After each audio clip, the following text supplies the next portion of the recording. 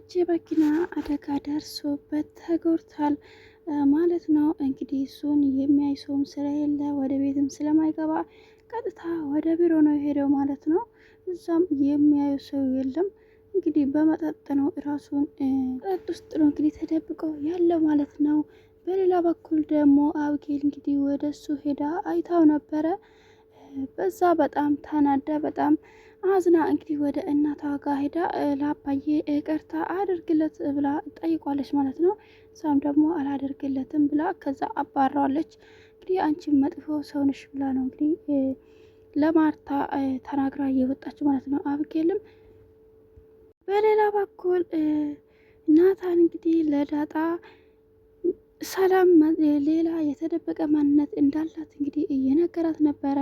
ዳጣም ደግሞ እሷ ምንም ቢሆን እናቴ ናት እንደዚህ እንዳትላት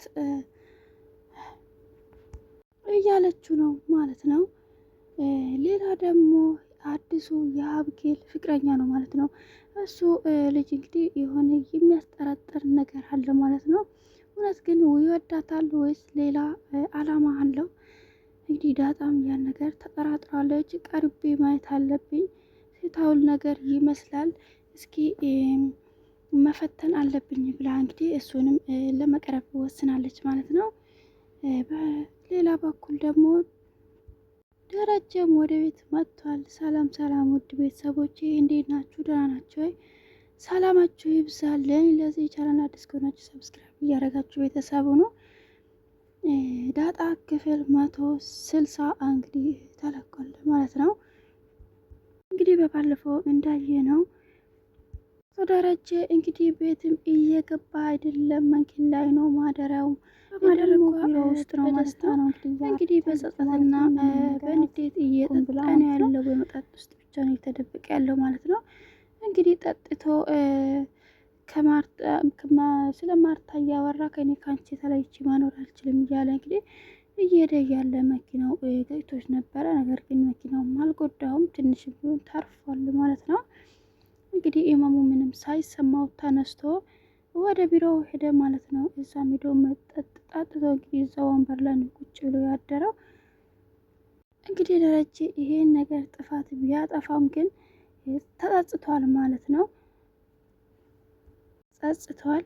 እንግዲህ ማርታ እንዴት ነው ይቅርታ ታደርግለት ይሁን ወይስ አታደርግለትም የሚለው እንግዲህ አብረን የምናየው ይሆናል። ግን ደግሞ አሁን ስለ ዳጣም ስትሰማ የባሴ ነገሮች ይበላሻሉ ማለት ነው። ቢሆንም ግን አንዴ ብታውቅ ይሻላል ማለት ነው። ሰላም ግን ይሄ ነገር በማድረጓ ምንም ነገር አልመሰላትም ይመስለኝ። እንግዲህ ከዚህ በፊት ልጇ ተጥላበት እንግዲህ ስታለቅስ የነበረችውን እሱን ማካካሻ ይመስላል ማለት ነው። እንግዲህ ደረጀ እሱም ያልቅስ ብላ ያሰበች ይመስላል ማለት ነው። ግን ደግሞ ቤታቸው ፈርሷል። ትላንት የነበረው ፍቅራቸውም ወድሟል ማለት ነው። አሁን ቤተሰብ ሁሉ ተረብሶት ነው ያለው። ናታንም ወደ ዳጣ ሄዶ እንግዲህ ስለ ዳጣ ስለ ሰላምም እያወራት ነበረ። ሰላምን አግኝቻት ነበር፣ የሆነ የተደበቀ ማንነት ያላት ይመስለኛል ብሎ እንግዲህ ለዳጣ ይነግራታል ማለት ነው። ዳጣም ደግሞ እንደዚህማ እንዳትላት፣ እሷ እኮ ምንም ቢሆን እናቴ ናት እያለችው ነበር ማለት ነው። አወቃለሁ እናትሽ ናት፣ ለአንቺ ልትሞትልሽም ትችላለች፣ ምንም ትሆንልሻለች፣ ምክንያቱም እናትሽ ናት። ነገር ግን እኔና አንቺም አብረን እንድንሆንም አትፈልግም። እኔን ጠልተ እናት ልጄን ልትወድ አትችልም ብላኛለች እንግዲህ ብሎ እየነገራት ነበረ። እሷም ደግሞ ከሰላም ጋርም መስማማት አለብን እያለችው ነው ማለት ነው። እንግዲህ ዳጣ ሰላም ምንም ቢሆን ድጋሜ ሌላ ጥፋት ብታጠፋም ይሄ ልጅ ያለ ፍቃዱ ብትወልድም እንግዲህ ዳጣም ቢሆን ልጇ ናት ማለት ነው። እናቷን ልትጠላ አትችልም። ለጊዜው ልትናደድበት ትችላለችም እንጂ ማርታ ምንም አል ብትወዳት ግን ከእናቷ አስበልጣ አትወዳትም ብዬ ነው የማስበው። ምክንያቱም መጀመሪያም ያን የተናገረችው እንግዲህ በንዴት ነው። ግን የሆነ ጉዳት ብደርስባት እናቷ ጎን የምትቆም ይመስለኛል። እንግዲህ አብጌልም እንግዲህ ስለ አባቷን በጣም እየተጨነቀች ትገኛለች። ወደ ቤት እንዲመለስም እንግዲህ ተመካክሮ እንግዲህ ምግብም አንበላም እያሉ ነው ነበረ ማለት ነው። ማርታ እንግዲህ እነሱ ስትል ራርታ ደረጀንም ወደ ቤት እንድትመልሰው ማለት ነው። እንግዲህ ተነስታ ወደ አባቷ ስትሄድ አባቷም ሰክሮ በጣም ተጎድቶ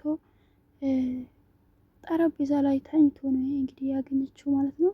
ከዛን እንግዲህ ከዛ ተበሳጭታ ወደ እናቷ ሄዳ አባዬን ይቅርታ አድርግለት ወደ ቤት ይመለስ እያለችው ነበር። እኔ ይመለስ ለምን አይመን ወደዚህ ቤት እንዳይመጣ መቻልኩት እኔ ቤቱ ነው እያለችው ነበረ ማለት ነው። ነገር ግን ይቅርታ አድርጊለት የሆነ ነገር ቢሆን ነገ ቢሞት ምን ልታደርጊ ነው ይቅርታ ሳታደርግለት እያለች ነበረ። ማርታም ደግሞ እኔ ግድ አይሰጠኝም ብላ እንግዲህ ምላሽ ሰጠችው ማለት ነው። እንግዲህ አብጌልም ወደ ክፍሏ ገብታ እያለቀሰች ነበር። አባዬ በጣም ተጎድቷል፣ እማዬ እምቢ ብላለች፣ ይቅርታ አላደርግለትም እያለች ነው ብላ እንግዲህ ከናታን ጋር እያወራች ነበረ። ናታን ቢሆን እማዬ ተጎድታለች በጣም እማዬ ናት እየተጎዳችው አሁን ስለ ዳጣም ሰማ ከዚህ የባሴ ነው የምትጎዳ፣ ስለዚህ የተጎዳችው እማዬ ናት፣ ትንሽ ጊዜ ስጫት እያላት ነው ማለት ነው። በሌላ በኩል እንግዲህ የአብጌል አዲሱ ፍቅረኛ ነው ማለት ነው። ይሄ ልጅ እንግዲህ እንደኔ እንደሚመስለኝ ግን የእውነት የምወዳት አይመስለኝም። የሆነ የተደበቀ ማንነት ያለ ይመስላል። እንግዲህ አብረን የምናየው ማለት እሱ ወደፊት እንግዲህ ዳጣም ያን ነገር ተጠራጥራ ይሄ ልጅ አላምነውም ቀርቤ ማንነቱን ማወቅ አለብኝ እያለች ነው ማለት ነው። እንግዲህ ቀርቧ እንግዲህ ስለ እሷ እየጠየቃት ነበረ። ጓደኛ አለሽ ወይ እያላት ነበር። እንግዲህ የለኝም ብላ እንደዚህ ቆንጆ ሆነሽ እንዴት እስካሁን ጓደኛ የለሽም? ዳጣም ደግሞ እስኪ ፈልግልኝ ስትለው ወደ አሁኑ ስልኳን ተቀበላት ማለት ነው። ሌላ ደግሞ እሱ ምጥንም እንትን እያላት ነው ማለት ነው። እንግዲህ እሷንም በጣም ለመቅረብ እየሞከረ ነው ያለው ማለት ነው። ይህ ልጅ ምን አስበው ነው? ከአብጌልም ጋርም ደግሞ ቶሎ ብሎ ቀለበት ለማድረግ ያስበ ይመስላል። እንግዲህ ቀለበት እንምረጥ እያለ እንግዲህ ሁሌም እየተመላለሰ ነው ያለው። እሷ በዚህ ሁኔታ ውስጥ እያለችም እንኳን ስለሱ ሳያስብ ቀለበት እናድርግ እያለ ሁሌም ያን ነገር ነው እየደጋገመ የሚያወራው። እንግዲህ እውነታው እንግዲህ አብረን የምናየው ይሆናል። እናንተስ ምን ይመስላችኋል? ሌላው እንግዲህ ማርታም ብትሆን አሁን በጣም ተናዳበታለች፣ ልቧም ተሰብሯል። ነገር ግን ደረጀን በጣም ትወደዋለች ማለት ነው። አሁን በዚህ በብቸኝነት ጊዜ ማልቀስ በሚፈልግበት ጊዜ እኔ አንተ ለተደግፌ ነው ማልቀስ የሚፈልገው፣ እንዴት እንደዚህ ታደርገኛለች አለች። እንግዲህ እሷም በጣም ተጎድታለች፣ እያለቀሰች ነው ያለችው። በመጨረሻም ደግሞ ደረጀ አሁን በድጋሚ ሰክሮ ወደ ቤት መጥቷል ማለት ነው። በተጨማሪም ደግሞ ወርቆ ስለነበረ በጣም ተጎድቶም ነው ያለው ማለት ነው። እንግዲህ ቀጥታ ገብቶ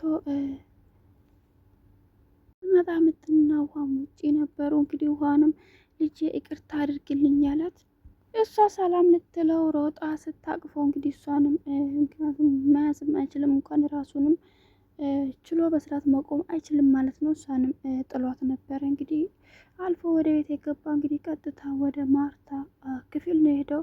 አሁን እዛ ገብቶ በዚህ በስካር ስለ ዳጣም ያወራ ይሁን? እናንተስ ምን ይመስላችኋል? እኔ እንደማስበው ግን አሁን በዚህ በንዴት እና በስካር በሞላበት የሚናገር ይመስለኛል። እንግዲህ ቀጥታ አሁን ቢነግራት ይሻላል ብዬ ነው የማስበው። አሁን እሱ እንደዚህ ግን ባይነግራት ደግሞ እንደዚህ ተጎድቶ እያየች ትንሽም ቢሆን የምትራራለት ይመስለኛል። እናንተስ ምን ይመስላችኋል? እስኪ በቀጣይ ክፍል ምን የሚፈጠር ይመስላችኋል? ውድ ቤተሰቦቼ እስከሚቀጥለው እስክንገናኝ ሰላም ሁኑልኝ ባይ